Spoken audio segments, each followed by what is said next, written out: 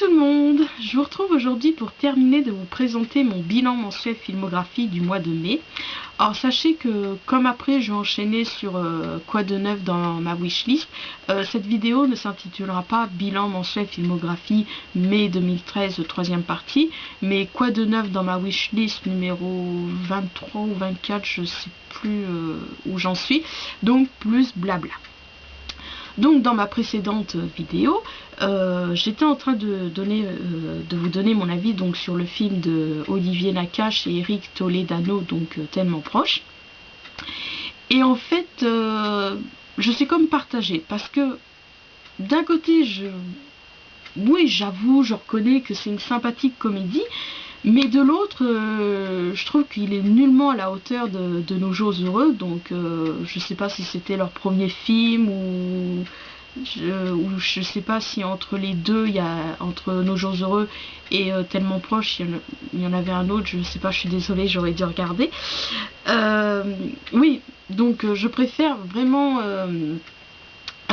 comment dire, Nos Jours Heureux, parce qu'en fait ce que je reproche à Tellement proche, c'est que les réalisateurs, au lieu d'approfondir le scénario et également les personnages, ce qui fait que voilà, c'était sympa de retrouver l'acteur Omar Sy et l'actrice Joséphine Demeaux, donc qui jouent dans Nos Jours Heureux, mais voilà, je sais pas, je sentais qu'il manquait justement donc cet approfondissement dans leur relation, tout ça.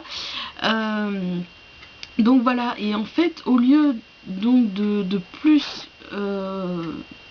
oui, approfondir, désolé de me répéter, mais au lieu de plus approfondir donc sur leur scénario et sur la personnalité donc de leur personnage, et ben je trouve que les réalisateurs ils ont préféré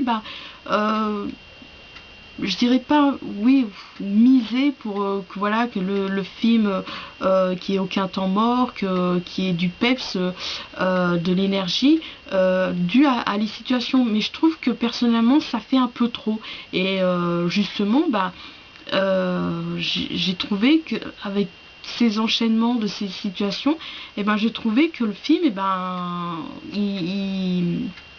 comment dire, il devenait un peu longué.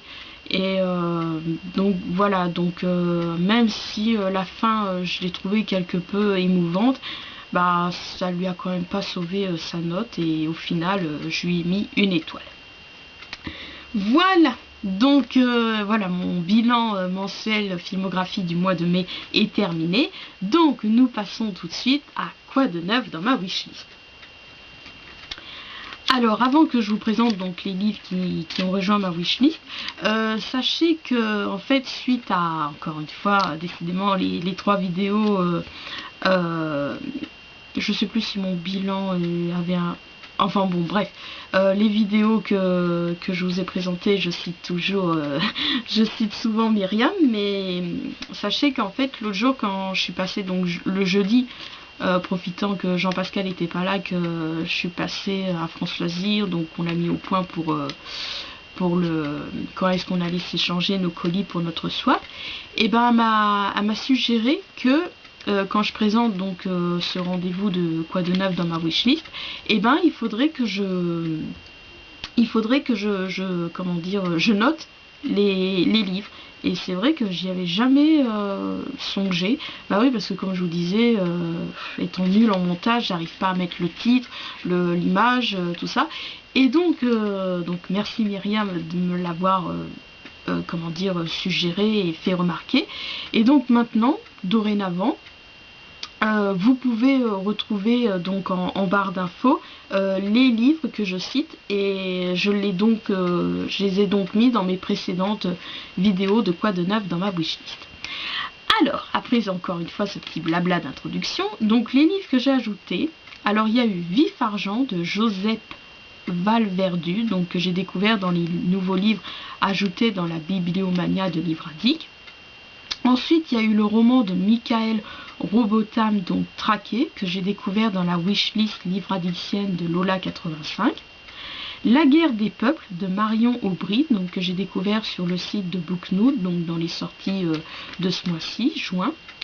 Alors ensuite j'ai ajouté, alors je vais vous le montrer comme je l'ai emprunté. Donc les carnets de cerises, le tome 1, le zoo pétrifié, donc de Joris Chamblin et Aurélie Néré. Alors je suis désolée, j'aurais dû regarder, sincèrement je suis désolée, j'aurais dû regarder avant de tourner cette vidéo. Je sais plus qui est du scénariste et du dessinateur. Si vous suivez les vidéos de Margot alias Délicate, elle l'avait présenté donc dans C'est lundi que lisez-vous. Et en fait quand elle montrait les images, bah je sais pas, je trouvais ça mignon. Personnellement moi ça m'évoque un peu Tom Sawyer à l'époque où ça passait en dessin animé. Et en fait c'est sa chronique donc sur son blog attendez, je vérifie juste. Ah, pardon. Qui m'a convaincue, donc je l'ai emprunté à la médiathèque de ma ville. Bon bah pour l'instant j'avoue parce que c'est une BD, mais au début voilà, elle fait une présentation. Attendez, hop, elle fait une présentation voilà sous forme de journal intime, et j'avoue j'ai vraiment du mal à comment dire, c'est pas rentrer dedans, mais j'ai du mal à m'y mettre, tout ça. Bon déjà c'est vrai, il y a le fait aussi que je lis très lentement. Alors au bout comme je relis tout le temps la même phrase, au bout d'un certain temps, voilà, mon cerveau sature comme si j'avais lu plus de phrases que ça. Mais voilà, j'ai du mal à trouver la motivation pour le lire. Alors je me dis peut-être que quand je passerai à la BD, comme là je vois les dessins, ça va plus me motiver, je vais lire ça plus rapidement. Après peut-être, comme je vous disais, des fois au bout d'un moment j'ai ma dose de BD, donc voilà. Alors je sais pas, je vais voir. Peut-être que comme je me suis prévu une palle pour cet été que je vais vous présenter dans le Top 10 Tuesday du mardi 18 juin, donc qui est les 10 livres à lire cet été. Donc voilà, il y a peut-être ça aussi, peut-être que j'ai envie de lire des romans. Oui voilà, donc je crois que je vous ai tout dit par rapport à ces livres. Donc je vais vous continuer à vous citer les livres que j'ai ajoutés. Ensuite j'ai ajouté le nouveau roman de Frank Tilliez, donc Puzzle, donc que j'ai découvert dans les nouveaux livres ajoutés dans Bibliomania de Livre Addict, mais j'en avais entendu parler vaguement. J'avais pas son titre, mais en fait comme le responsable de France Loisirs, c'est un accro enfin il adore, lui ce qu'il lit c'est principalement des polars.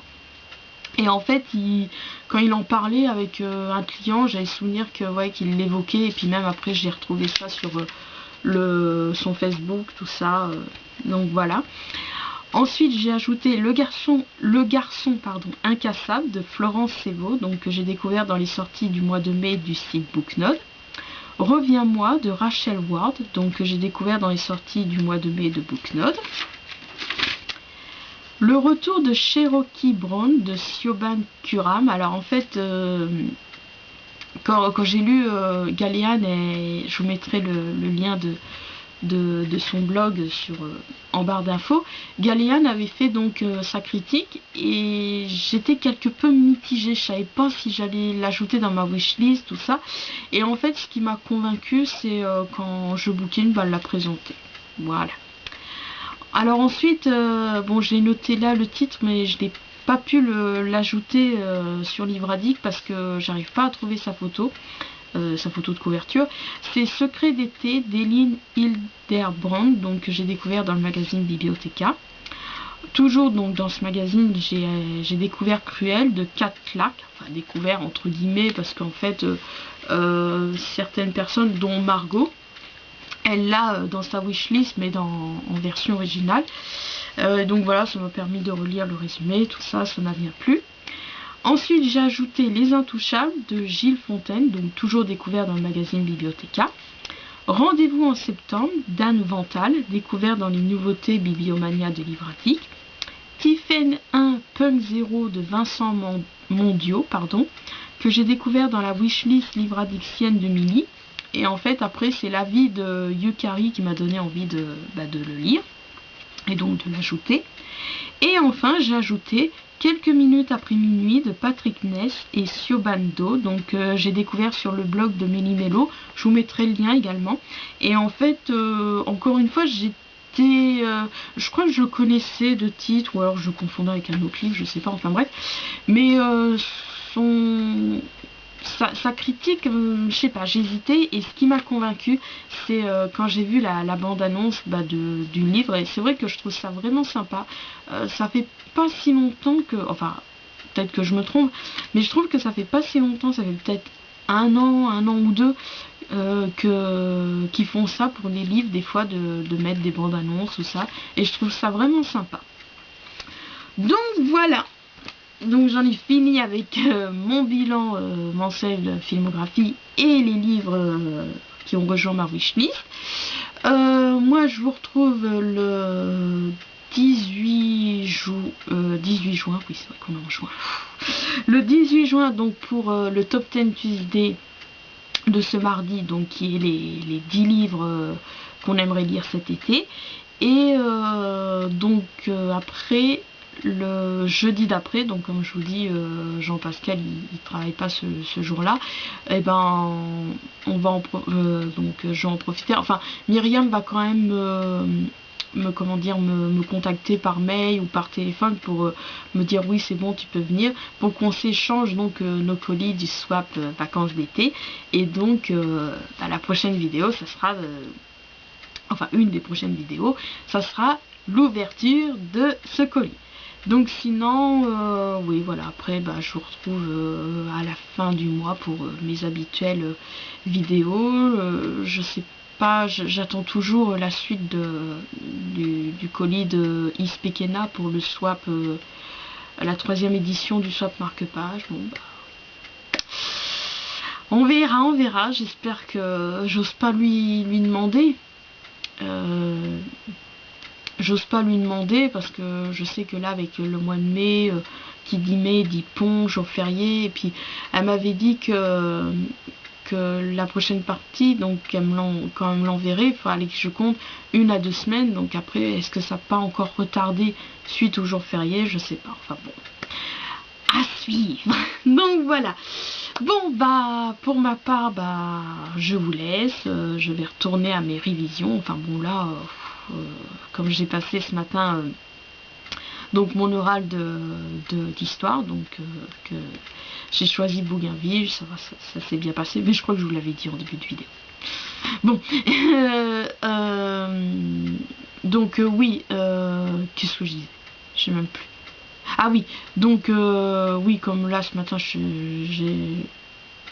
j'ai déjà passé une épreuve, cet après-midi je vais me détendre, j'ai une commande à chercher à la librairie parallèle, sûrement j'irai faire un petit coucou à François Gire, mais voilà, hormis ça, voilà. Je suis désolée, c'est la fatigue. Non, je voulais aussi souhaiter un gros merde, même si c'est vulgaire, mais on dit ça. Je voulais souhaiter un gros merde pour tous ceux qui passent, voilà, que ce soit brevet, CAP, bac, voilà, je vous embrasse et je suis de tout cœur avec vous. Allez, à bientôt!